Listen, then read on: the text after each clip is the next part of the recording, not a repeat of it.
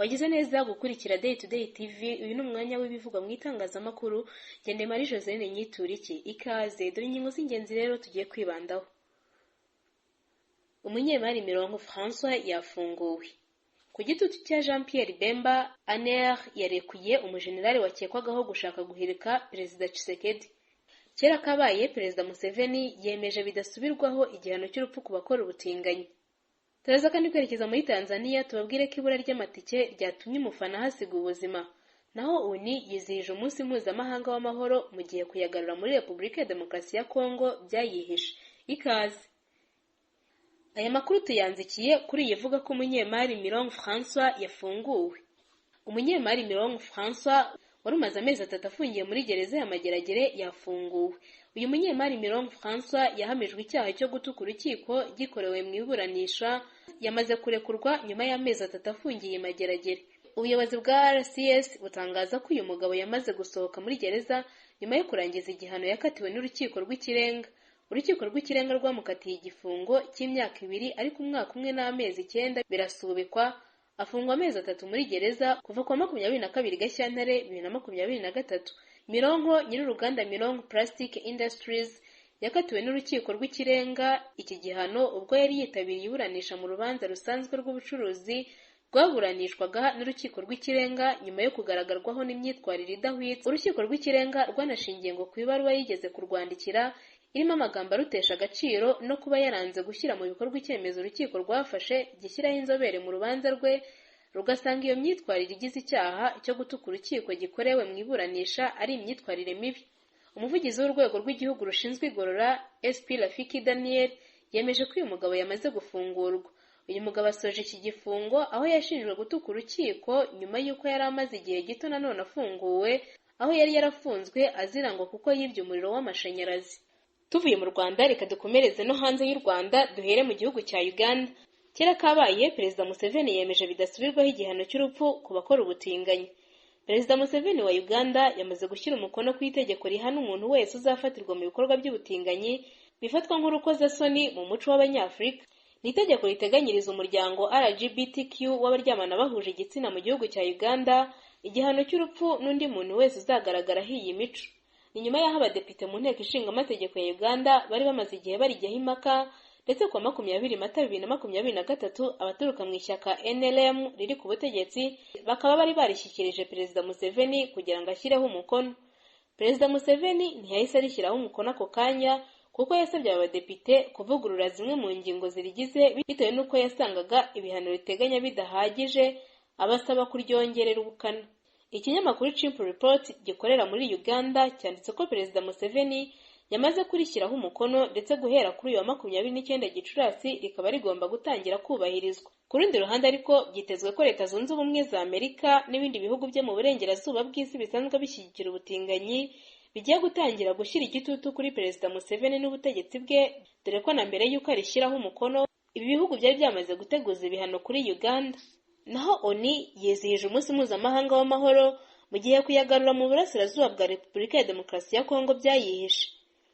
Buri tariki 29 Gicurasi yizihizwa umunsi ngarukamwaka wahariwe ingabo z'umuryango w'abibumbye ziharanira kugarura amahoro aho yabuze, nyamara nubwo bimeze bityo hari ibice kuyagaruramo byabereye imbogamizi ku buryo benshi banemeza ko bitagishobotse. Mu butumwa bwatanzwe n'umunyamabanga mukuru wa ONI Antonio Guterres yagize ati: ingabo z'umuryango w'abibumbye ziyemeje kugarura amahoro ku isi zikwiriye kubishimirwa. Uyu munsi mpuzamahanga w'ingabo zishinzwe kugarura amahoro ku isi usanzwe wizihizwa ku 29 Gicurasi. Kuri iyi nshuro uyu munsi ufite insanganyamatsiko igira iti amahoro atangirira kuri nge. Itsinda ry'ingabo ziharanira amahoro rimaze imyaka 75. Muri iyi myaka zagerageje gufasha henshi ariko zikananengwa ku buryo butandukanye ibintu bisa n'ibiri kubera muri Repubulika ya Demokarasi ya Kongo. Kuva mu mwaka w'1948 ingabo z'uyu muryango zishinzwe kugarura amahoro zirenga miliyoni 2 zagiye mu butumwa 71 bwo gufasha ibihugu byari bikomerewe n'intambara kugera ku mahoro arambye. Izi ngabo zifite kandi inshingano zo kurinda abasivile bo mu bice birimo intambara ndetse bakanabafasha kugarura ibyiringiro byo kubaho. Izi ngabo ibikorwa byazo biri mu bikorwa bitangwaho amafaranga menshi kurusha ibindi ku isi.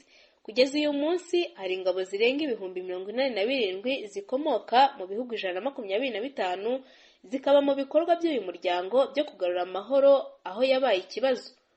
Bimwe mu bihugu bibarizwamo izi ngabo byakunze kuvuga ko ntacyo zabimariye harimo Repubulika ya Demokarasi ya Kongo, Centrafrica, Somalia n'ibindi. Ibintu byanatumye muri Repubulika ya Demokarasi ya Kongo ho bafata igihe ngo bazamagane bavuga ko ntacyo zabagejejeho. Abaturage bo muri Repubulika ya Demokarasi ya Kongo bakunze kwigaragambya bamagana MONUSCO bavuga ko mu myaka irenga 20 bamaze muri icyo gihugu nta kintu bigeze bamarira abaturage, ahubwo bagashinjwa gusahura umutungo kamere wabo gusa. Byakunze kandi kumvikana ubwo abaturage bigaragambyaga bamagana izi ngabo bagatwika ibikoresho byabo birimo imodoka, ibiro, ndetse bamwe mu bakozi b'uyu muryango bahasize ubuzima.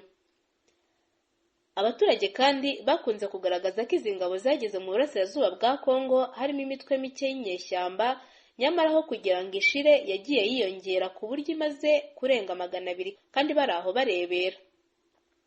Nubwo abaturage bigaragambya, guverinoma ya Kongo Kinshasa ntiyabumvaga kubera inyungu zitandukanye iki gihugu kiyikuraho. Iyo witegereje ibikorwa ingabo z'umuryango w'abibumbye zikora muri Kongo, uhita ubona ko iki gihugu kidashobora kuzirekura nk'uko bisabwa n'abaturage, kuko ibikorwa byinshi guverinoma yitabaza izi ngabo. Kubera imiterere ya Repubulika ya Demokarasi ya Kongo, imihanda ni ikibazo, ku buryo gutwara abasirikare bikorwa n'indege za MONUSCO. Si ibi gusa, kuko n'ibindi bikorwa by'amatora bitegurwa kandi bigakorwa na MONUSCO, kandi igahugura abapolisi bo muri iki gihugu, igakora n'ibindi bikorwa biteza imbere igihugu birimo nko kubaka amateme n'ibindi. Ugendeye kuri ibi tubonye haruguru rero, wakwibaza niba iki gihugu cyashyigikira abigaragambya bamagana MONUSCO kandi guverinoma hari icyo byitezeho. Tukiri muri Repubulika ya Demokarasi ya Kongo, biravuga ko Perezida Tshisekedi yari yivuganye Moise Katumbi Imana ikinga ukuboko. Amakuru aturuka muri Repubulika ya Demokarasi ya Kongo avuga ko Perezida Tshisekedi yari yapanze umugambi wo kwica umunyapolitike Moise Katumbi batavuga rumwe, ariko biza kurangira rusimbutse. Inkuru yasohowe na Israel Zito Tetela, umwanditsi mukuru wa radio Les Griffes ikorera mu mujyi wa Lubumbashi, aho Moise Katumbi afite abayoboke benshi, ivuga ko ari umugambi wapanzwe na Perezida Felix Tshisekedi ubwo abatavuga rumwe n'ubutegetsi bwe baheruka mu myigaragambyo Kinshasa ku 20 Gicurasi uyu mwaka. Israel Zito Tetela yasohoye inkuru ivuga ko Perezida Tshisekedi mu buryo bw'ibanga yasabye Minisitiri w'Umutekano na Meya w'umujyi wa Kinshasa gutegura uko bazivugana Moise Katumbi ubwo azaba ari mu kivunge cy'abigaragambya kuri uwo munsi.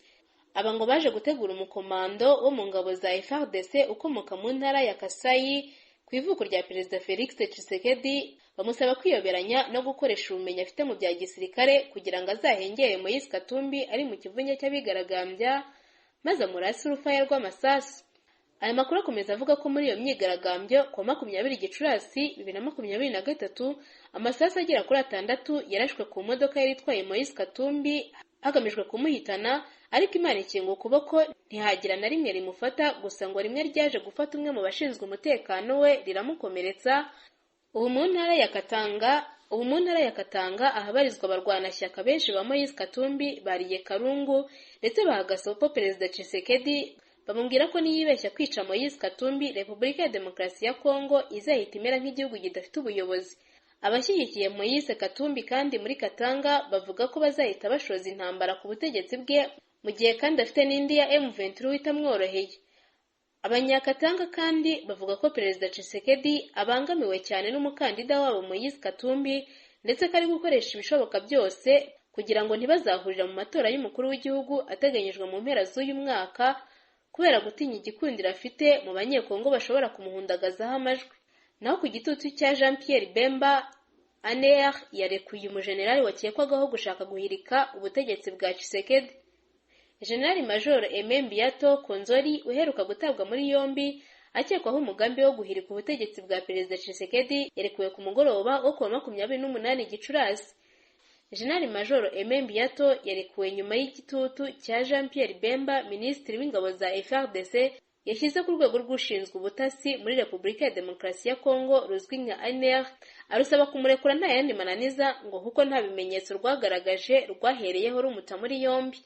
Uru rwego rushinzwe ubutasi muri Repubulika ya Demokarasi ya Kongo rwataye muri yombi General Major Aimé Mbiato mu gicuku cyo ku 27 Gicurasi rumushinja kugira umugambi wo guhirika ubutegetsi bwa Perezida Tshisekedi. Amakuru yo kwizera aturuka muri Repubulika ya Demokarasi ya Kongo avuga ko General Major Aimé Biato yatangiye gukekwaho umugambi wo guhirika ubutegetsi bwa Repubulika ya Demokarasi ya Kongo biturutse ku mubano wihariye asanzwe afitanye n'abajenerali bo mu ngabo za Turukiya. Ibi ngo byatumye atangira kwibazwaho no kutizerwa n'umugaba mukuru wa FARDC General Christian usanzwe ari n'inkoramutima ya Perezida Tshisekedi, bakomoka no mu ntara imwe ya Kasai, ndetse bikavugwa ko ari wowe wamushumurije inzego z'ubutasi kugira ngo zimute muri yombi ku mabwiriza nawe yahawe na Perezida Tshisekedi. Amakuru Rwanda Tribune ikesha umwe mu banyapolitiki ba Repubulika ya Demokarasi ya Kongo utashatse ko amazina yashyirwa hanze ngo ku mpamvu ze z'umutekano, avuga ko muri ibi bihe Perezida Tshisekedi ari gushaka uko yakwikiza abanyapolitiki n'abasirikare bakuru azi ko batazamujya inyuma mu matora y'umukuru w'igihugu ateganyijwe mu mpera z'uyu mwaka. Ngo ni muri urwo rwego General Major Aimé Biato ukemangwa na Perezida Tshisekedi yahimbiwe ibinyoma byo gushaka guhirika ubutegetsi bwe ngo kugira ngo ashyirwe ku ruhande mu gihe amatora y'umukuru w'igihugu yegereje muri Repubulika ya Demokarasi ya Kongo. Tukiri mu makuru avugwa mu karere, mu gihugu cya Tanzania ibura ry'amatike ryatumye umufana hasiga ubuzima. Ku wa 28 Gicurasi abafana bagera kuri 40 barakomeretse, undi umwe ahasiga ubuzima mu mukino wahuje Yanga na UCM Alger biturutse ku bwinshi bw'abafana bari bitabiriye uyu mukino kuri Benjamin Mkapa Stadium mu irushanwa rya CAF Confederation Cup. Mbere y'uko Yanga yakiriye ikipe yindi, byatangajwe ko amatike yo kwinjira muri iyi stade yakira abafana 60,000 yarangiye ku isoko. Ibitangazamakuru bitandukanye byo muri Tanzania byanditse ko mu gihe abafana bashakaga uko binjira muri stade, habaye umuvundo watumye babyigana, umuntu umwe ahita hasiga ubuzima, abandi 40 barakomereka. Iyi mpanuka ikimara kuba, hatangajwe abafana 30 bakomeretse byoroheje, gusa uko amasaha yagiye yiyongera yigira imbere hagaragaye umuvundo ukomeye wavuyemo gukomereka gukabije kw'abandi bantu 10. Abanyamakuru bakorera muri Tanzania batangaje ko ahanini umuvundo waturutse ku bantu benshi bashakaga gucuruza amatike y'amahimbano ku muryango wa stade. Amashusho ateye ubwoba agaragaza abafana bamwe bashaka kwinjira mu mukino batishyuye, abandi barwana no guca mu ruzitiro ngo basubire hanze ya stade. Ibi byashimangiwe n'umukorerabushake wa Croix Rouge wari ku kibuga ubwo izi mvururu zabaga. Yakomeje avuga ko ari ibintu byari biteye ubwoba cyane kubona abantu bari gusesera mu ruzitiro, abandi barufashwemo, ndetse hari n'abari bamaze kurusimbuka kugeza ubwo polisi yatangiraga kubamishaho ibyuka bijyana mu maso. Ibyemezo byo kugarura umutekano ku kibuga ntabwo byabujije umukino kuba, kuko abafana ibihumbi bawukurikiranye ndetse ukarangira Yanga itsindiwe iwabo ibitego 2-1. Biteganyijwe ko umukino wo kwishyura uzabera muri Algeria ku wa 5 Kamena uyu mwaka wa 2023 saa 3 z'ijoro. Reka ngushimire ko wari ukurikiye amakuru yacu. Andi makuru hano kuri Day to Day TV nakagaruka.